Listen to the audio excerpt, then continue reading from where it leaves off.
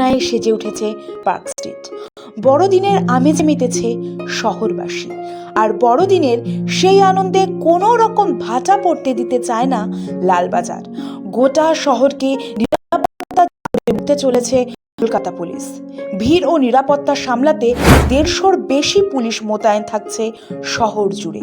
Deputy commissioner, assistant commissioner, inspector র্যাঙ্কের অফিসাররা দায়িত্বে রয়েছেন। সাদা পোশাকের পুলিশ, মহিলা পুলিশ, কুইক রেসপন্স টিম রয়েছে এলাকায়।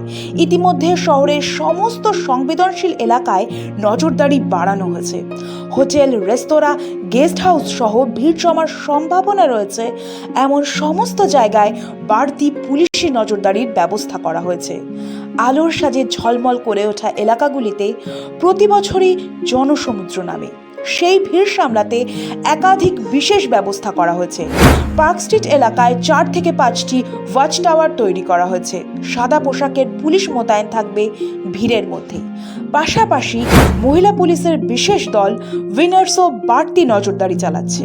শুধু তাই নয়, দ্রুত পরিস্থিতির ওপর নিয়ন্ত্রণ আনতে পার্ক স্ট্রিট এলাকায় মজুত রয়েছে কুইক রেসপন্স টিম এবং heavy radio flying squad.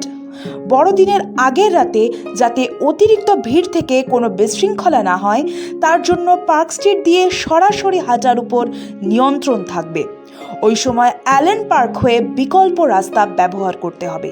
Park street ছাড়াও বড়দিনের বিশেষ নজরদারি থাকবে শহরের অন্য গুরুত্বপূর্ণ জায়গাগুলিতেও। চিড়িয়াখানা, ভিক্টোরিয়া মেমোরিয়াল, জাদুঘর, ময়দান, প্রিন্সেপ ঘাট, মিলেনিয়াম পার্ক সহ একাধিক এলাকায় বাড়তি পুলিশি নজরদারি রয়েছে।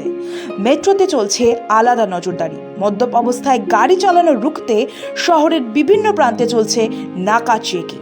পুলিশের স্পষ্ট বার্তা, উৎসব হোক কিন্তু আইন ভাঙার কোনো জায়গা নেই।